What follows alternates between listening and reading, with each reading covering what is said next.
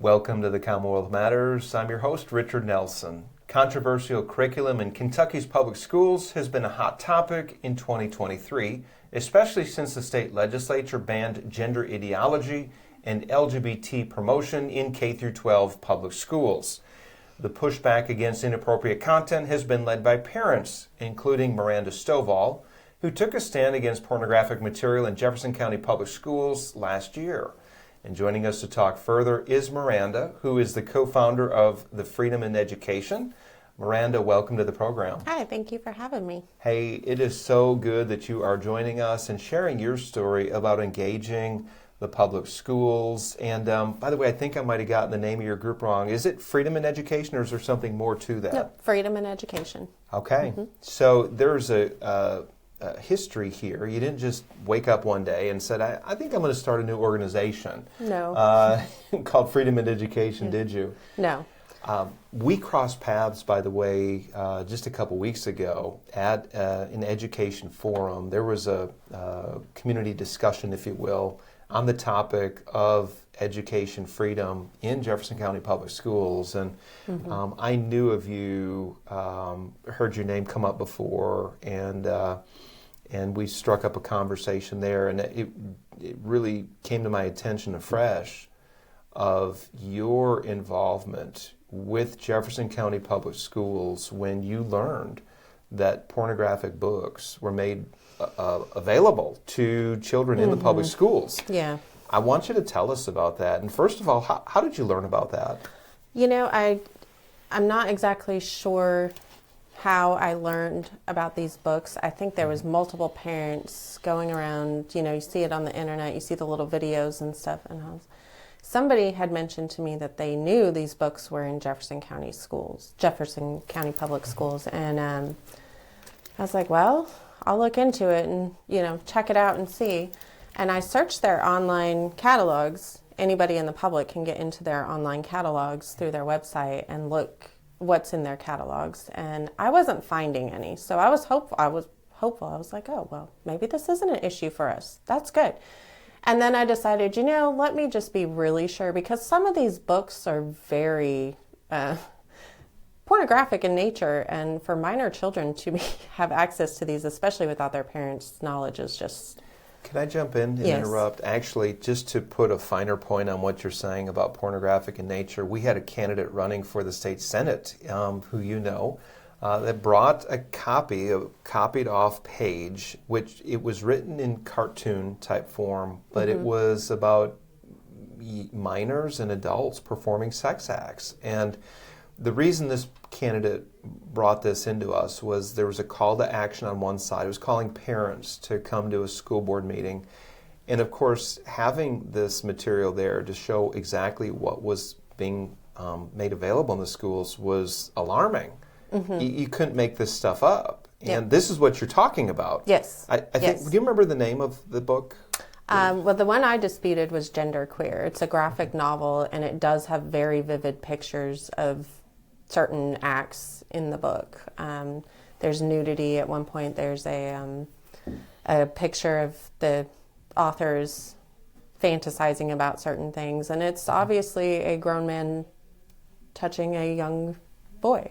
Yeah. So very graphic, very inappropriate. Yes. And so you did research and you found that what the book was about, and then you confirmed that it was in the public schools. I did, and I confirmed that through open records requests. I decided, let's just go ahead and make sure before I go public with this that I can't be made out to be crazy or something like that. So yes, I confirmed through open records requests that there was 5 books that I was looking into that were in, and actually they were in our middle schools when I first did this open records request. 6th, 7th, 8th grade.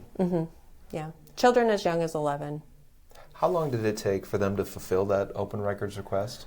Oh gosh, I want to say it was probably a week or more. Okay, so fairly quick. Fairly quick, yes. They weren't dragging their But they feet did on go it. on they knew what was coming, so. And this was this 2021, 2022? It was the,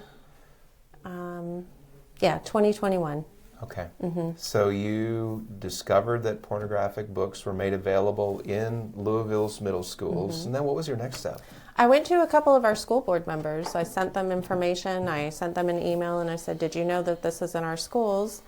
One board member was horrified of it, and the other was very, well, you know, we have to support LGBTQ students.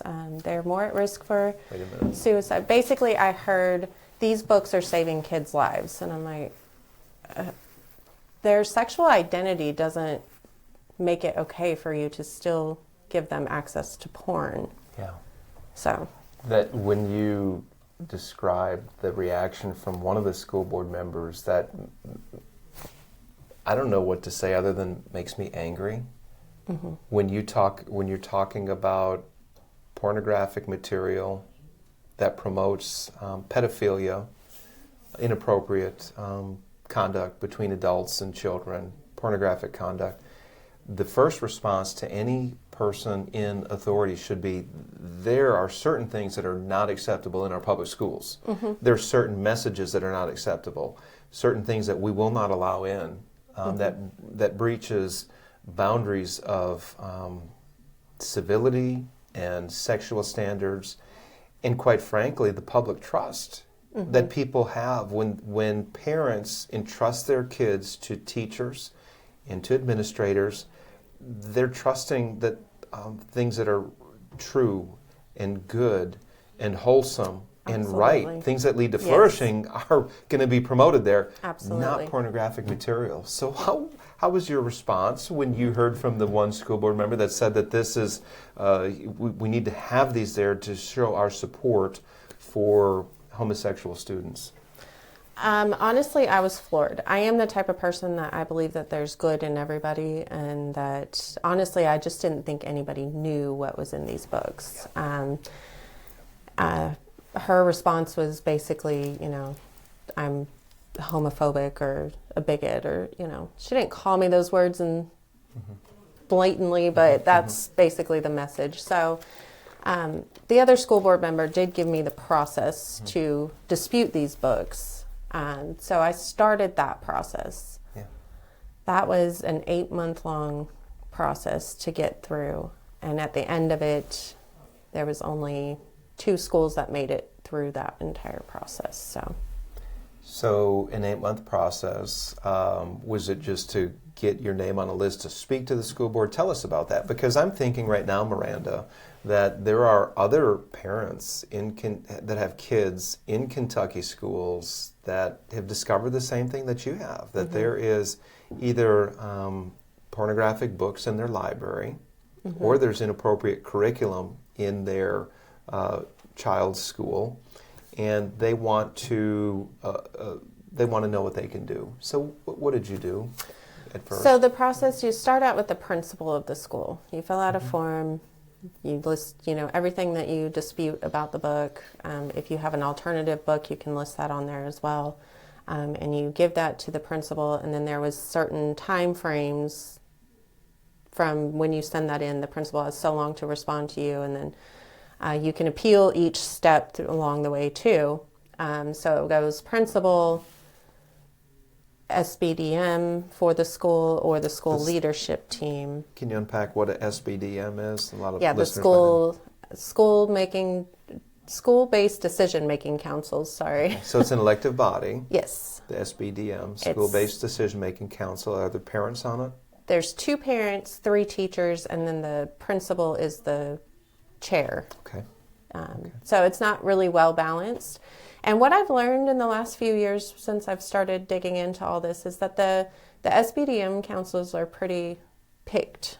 You know, it's interesting how those things work. I ran for SBDM for one of my children's schools and almost got it, but then they forgot to put a candidate on there, so we had to rerun, and then I lost. Okay.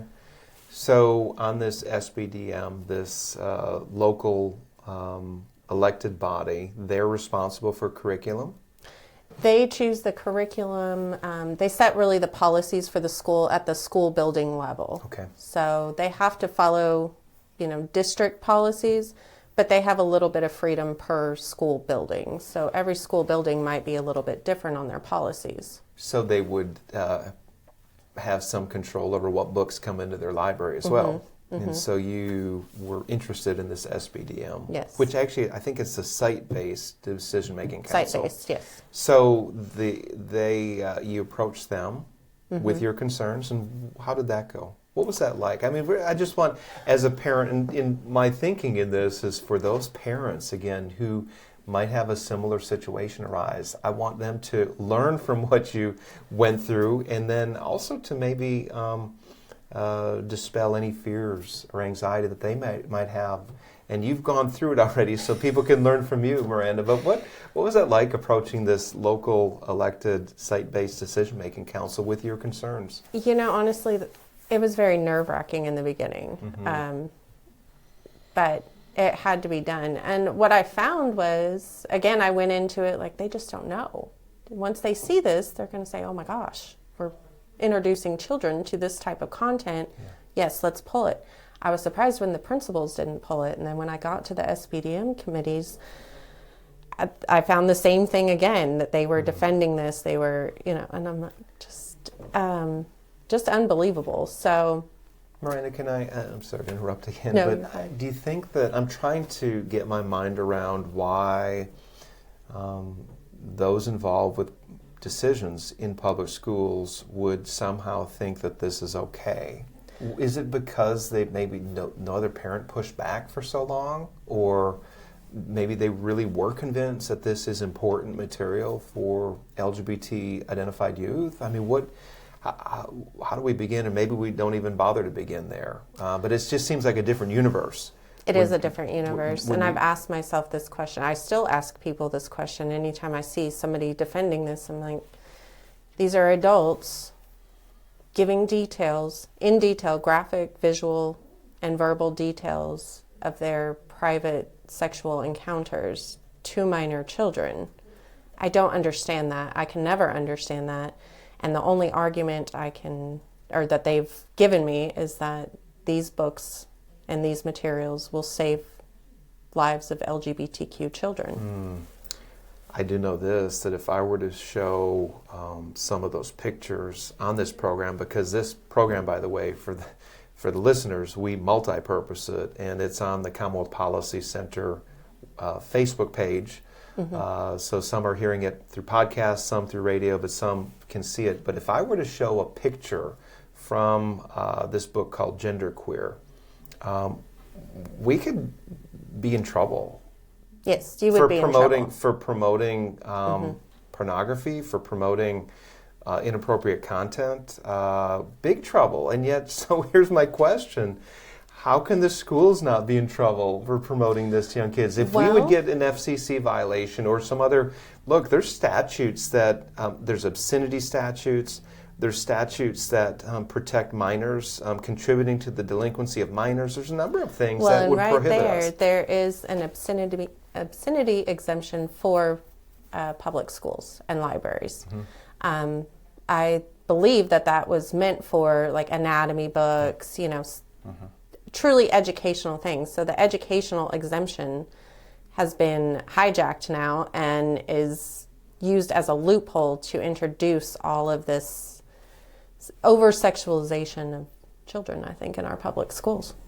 And yet, at least on the SBDM that you approached, all that they could say is that because we have these books, we're contributing to the health of LGBT students, or there will be less suicides. That seems like a big leap, going from pornography and the promotion of illicit activity for minors to saving lives. Yes. I don't see the connection there, but did anybody try to explain that to you? No, I've never gotten any answers. In fact, back in March of 2022, I believe, I went to the school board and I read some of these books at the school board meeting, and I was shut down by school board member Corey Scholl for being obscene.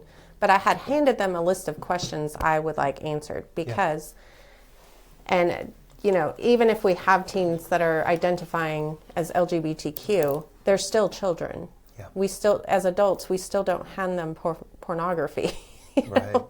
Or I wouldn't think that you do. And I don't know if their parents would either. So It's just not really the school's place. So you started to read one of the books that were available in the middle school, and one of the school board members, as you were reading this, shut you down. Yes, and I was actually very thankful to be shut down because I really did not want to keep reading that for 3 minutes. Yeah.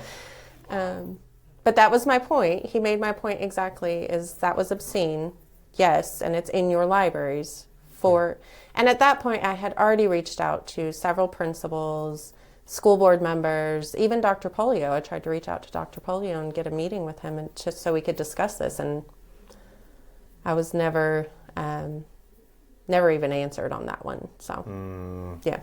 So you were shut down at the school board meeting, but it didn't stop there. So what was the next step? So I went all the way through with all the SBDMs, and remember, I started with 8 schools. Yeah. When I first started this process. 8 schools had genderqueer. So by the time I got through the SBDMs, the middle schools did say, okay, yes, we're taking it off of our shelves. So I was like, okay. But we look at high school students, and my argument was, when my daughter goes to high school next year, she will only be 14 years old. She's nowhere near ready to see anything close to that content. So I continued with the 4 high schools, and I ended up ultimately at the district level SBDM Board of Appeals, which was the final step to get to. We had a little trial thing. I had to have a lawyer with me to help me with that process. So, and that was the end of it, and they voted unanimously to keep the books on the shelves.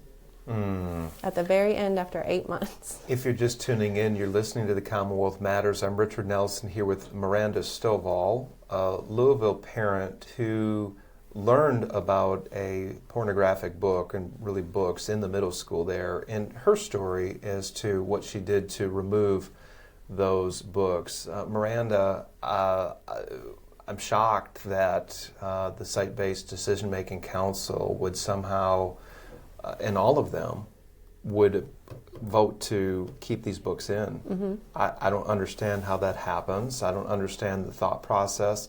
I don't understand how they think that any of this material, that they could imagine that it promotes the good, the true, the beautiful in a child's education.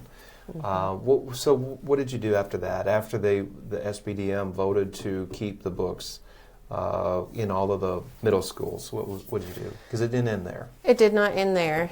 So I did take a nice little break and tried to reset myself, gather my thoughts. I tried to come with terms that there are adults that are defending this for children.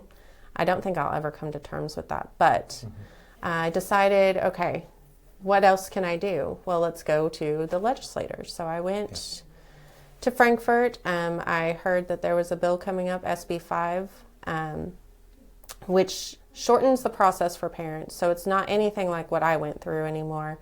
But the fact is that SB 5 doesn't fix the problem. It's not a solution to the problem. It's just a better process for parents to go through. Sure. So Senate Bill 5 was introduced by State Senator Lindsay Titchener, and she was the candidate that I told you about who brought this to our attention. That flyer with the call to action to parents that actually explained and showed what was made available to the middle schools there in Louisville. She did get elected, and she did lead on this bill, Senate Bill 5, that gave recourse for parents and expedited the process as well. I think when Lindsay had it, it was a little bit stronger of a bill. I'm not going to pretend to know how things work in Frankfort, but it ended up, it's a decent bill, and it ends with holding our school board members accountable, which JCPS school board members were not held accountable at the end of my process. So they got to, pass that off to somebody else. So I do like the bill. I did advocate for the bill heavily. As I recall, one of the provisions that was a sticking point for legislators was the part about educational anatomy, teaching biological anatomy compared to pornography, and they couldn't sort that out. For some reason, there was they didn't have the right language, and I don't know if they had an answer as to what the right language was. I think if you and I were sponsoring that bill, or if we were on the SBDM, we would know that pornography shouldn't be allowed in the schools. It'd be that simple, Yes, right? yes. You shouldn't have to have a law, Yes. there is this element of free speech and of true education, and we'd agree, though, that pornography in the schools is neither. So SB 5 is the law right now, and it makes it easier for parents to engage and to have their voices heard. What did you find in the process, though? Did other parents begin to get involved? Did you connect with other parents in your almost a year involvement with this? I did. Actually, before I went to to testify in Frankfurt for SB 5, I did expand my search to outside of Jefferson County. So across the state, I started looking for these books in other school districts across our state. And there was a lot that I found. And So wait, so rural Kentucky? Yes. Even? Yes. So do you think parents are aware that these books are there? I did my best to make parents aware in those communities that those books are there. I think that a lot of parents started questioning their school districts. I do think that there was a few that removed books quietly, which is great. And I'm sorry, I've lost my whole train of thought there. Well, I helped throw it off off the tracks, but I'm just curious about the rural parts of the state, because we think of rural Kentucky as being conservative, right? Traditional values, and I think a lot of parents would be shocked to learn that there's material and curriculum. It's not just the books, but there's curriculum that's controversial as well. We'll talk about that in a minute. But did you see parents coming out of the woodwork in other parts of the state, though? Yes. When you brought this to their attention? Yes. Miranda, the state legislature last year in the 2022 General Assembly session essentially banned what is known as CRT, critical race theory, which was a revisionist history, which was divisive, and they got rid of that and emphasized the teaching of America's founding documents, not just our founding documents, but important letters and important figures who shaped our history. So there's this real struggle we see as to what's appropriate, what should be taught, what shouldn't be taught. But really there's a struggle for the hearts and minds of our kids, because this battle over LGBT promotion and pornographic promotion in the schools, it's a much bigger battle than just that, isn't it? Yes. Oh, absolutely. So is this what led to you being a co-founder for Freedom in Education? Yes. It just got very daunting to sit in a room full of parents and tell them everything that's wrong and walk out the room and say, okay, well, now you know. So Freedom in Education is very solution-oriented. We want to find the solutions, not necessarily right or left, but it just needs to be, let's get back to common sense. Let's get back to educating our children. They need to learn to read, write, use math correctly, and know the founding of our country, you know, good, bad, and ugly. So that shouldn't be controversial. No, I don't think that it should be. The idea of public education is to educate, yes, right? So absolutely. Kids know the basics: reading, writing, math, like you said. Civics education, that's a big part of Freedom in Education. Are you finding, first of all, tell us who else is part of your organization, and do you have a board or others involved beyond just the leaders? So there is myself and Beanie Gohagan here in Kentucky, and then our other team members are in Georgia. Okay. We have Melissa Jackson as our president. We have Cio Castro, and April Dukes, and Holly Teray. Okay. Yeah. So you're a national organization. We are national, yes. So what are some of the things that you're doing at Freedom in Education? We are, of course, our civics education is a big thing.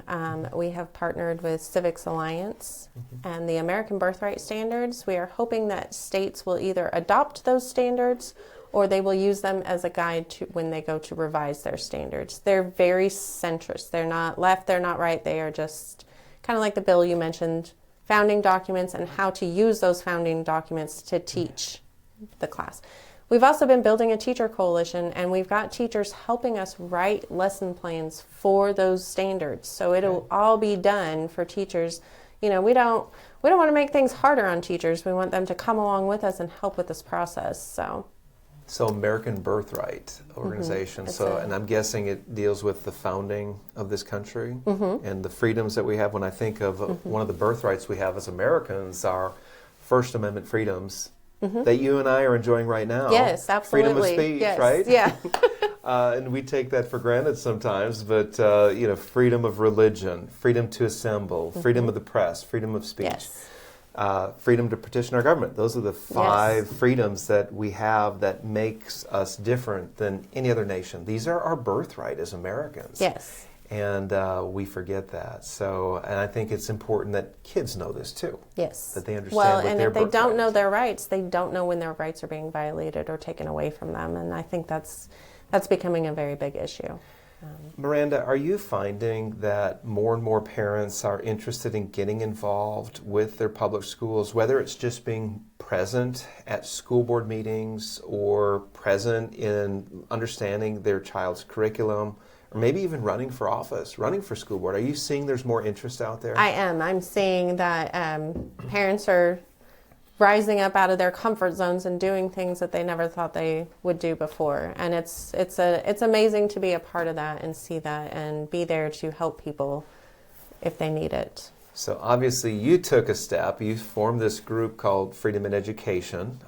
You're inspiring others to be involved. What would you say to the parent who isn't sure where to start? Maybe they learned, or they're just concerned. I'm wondering if this book is in my kids' library or what kind of curriculum they have. What would you recommend to that parent, that mom who has this concern and really has been not involved in the past but wants to start somewhere? What would you tell her?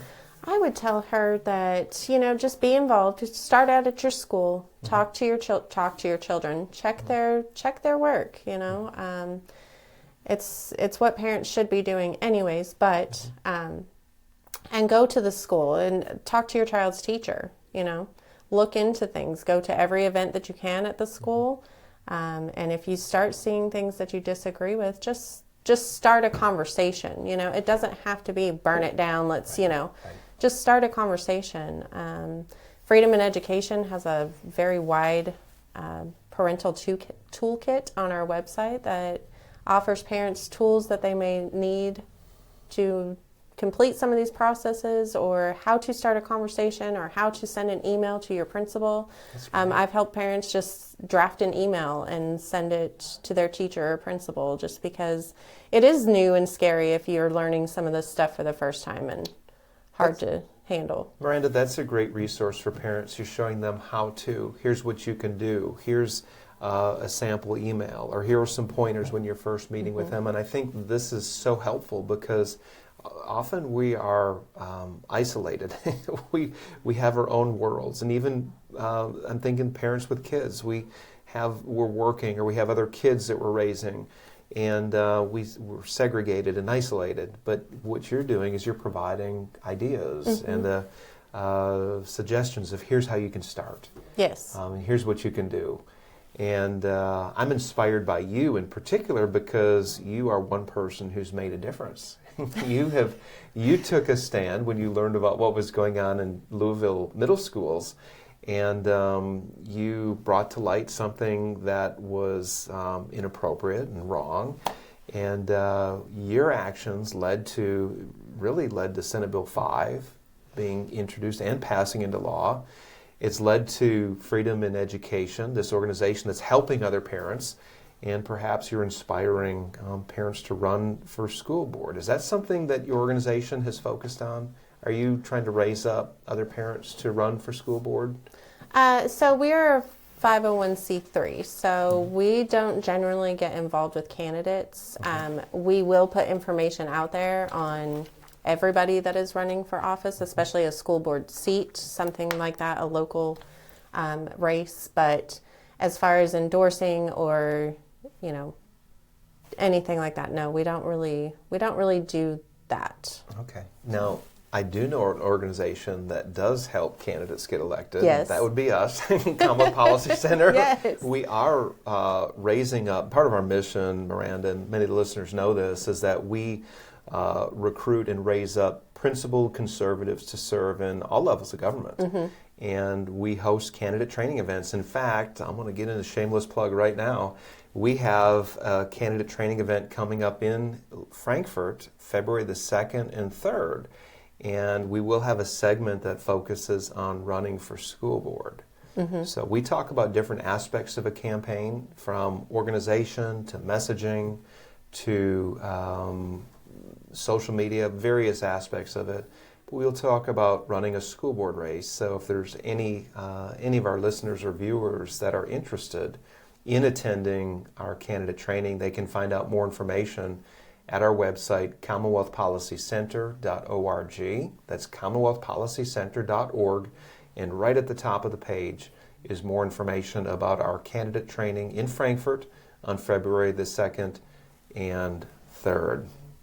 Miranda, I'd be remiss if I failed to ask you this, getting back to this, you as a parent raising concerns about the content in a library. The response that you got from the SBDM was not much of a response at all, but one of the most common accusations I hear leveled towards parents who want a book removed, or they bring attention to a book that's pornographic or promoting things that are just wrong and unhealthy, is that you're a censor. Why are you trying to censor these things? Why are you trying to keep this from the hands of children? That's the book banning, book right? Banning, You're yes. a book banner. Yes. So well, how do you respond to that? The director of the Library Media Services for JCPS referred to me as Hitler. So Really? yes, You don't look yes. like that, nor do I see your intent. Yes, over one book I was referred to as Hitler. My response: you can't possibly ban a book, first of all, in 2023. It's just not possible. There's multiple ways for people to get their hands on any material they would like to see. And asking a school district to use wise discernment on the materials that they fill for impressionable minor children is not book banning. I don't think that's too much to ask for. I don't think so either. Do you see regarding that, so here's the follow-up. Is being labeled a book banner or being called names, being called Nazis, is that keeping more parents from engaging? Is that what the fear is? It could be. There could be some fear behind that. I'm going to be honest, before I started that, I was never really in the public eye. I didn't really want to be. I'm more of a, stay back in the shadows kind of person. But when you truly believe in something, it's very easy to understand that what they're calling you and what they're attacking you with is just a tactic they're trying to use to get you to go away. I know personally I'm not any of those things that they called me. And at the end of the day, that's pretty much all that matters. So, and there's more people out there that think like we do than don't. I agree. And it's overcoming that initial fear. Either they don't know what to do or what to expect, or that fear of being labeled, like we're talking about. And Miranda, your point is well taken. There are more Kentuckians who think like we do, that there are certain materials that are not appropriate in our public schools. They just don't know where to begin. And I want to encourage you to, first of all, be mindful of what is going on in your child's public schools. If you discover that something is not right or inappropriate, go to Freedom in Education's website and you will see a number of things that you can do, from writing an email to simply starting a conversation, which is very helpful. How do they get to your website, by the way? It's freedomined.org. Okay, freedomined.org, and you can find a series of steps of what you can do as a parent to have an impact. And while we're on this topic of these books, Freedom in Education, I told you, is solution-oriented. So what we're doing right now is we are raising money to buy bundles of good books, and we've only partnered with book vendors that don't have an agenda, but to get the beautiful, true books into schools. So we're raising money to buy those books and donate them to schools for free, because I feel like the more that the kids have to pull off the shelf that is good, beautiful, and true, the less likely they are to pull. Can you share an idea of the kind of books that you're talking about? I think we have several bundles. On our website, again, you can go to the Good Book Drive and you can choose your publisher. Like we've partnered with Big Sky Life Books, Chicken Scratch Books, and Tuttle Twins as well. So you can choose your vendor and you can look and see which bundles we have on there. There's different age levels, of course. Right now we have a lot of elementary and middle school books. It's very important that they see what is good, beautiful, and true at that early age. Yes. And some high school books too. That's great. Is your focus in Kentucky and Georgia, or where are you going to look to distribute these books? So we have been calling some school districts to make sure that they would accept our books, or what the process is for that. And it's honestly been very open. So Kentucky and Georgia, yes, we've been calling some there. We do have some chapters. We have one in California. We've got one in Pennsylvania. We've got one in Texas and Florida, I believe. So they'll kind of spread out all over the place. Great. Yeah. Miranda, I love that you're being proactive. You're not just opposed to something and calling out things that are wrong, but you're doing that. But you're also doing something positive. You're bringing in books that, as you said, promote the good, the true, and the beautiful. And that's so important with our young people, that we promote the right things to them, especially at an early age, where we are shaping their minds and their souls in a positive direction. So I commend you for that. Thank you very much. How can somebody be involved with Freedom in Education? How does somebody get involved with your group? So again, on our website, freedomined.org, we do have a Get Involved button. You can find us on Facebook, Twitter, all the social media. I'm pretty sure we have all of it. We're very responsive. You can send us emails. I'm very happy to jump in and help however that I can. And I actually like when people reach out to me and I can help them. So that's great. Miranda Stovall, it's been great to have you here. I appreciate the work that you're doing with Freedom in Education. Thank you for taking the stand that you have, and God bless you. Thank you.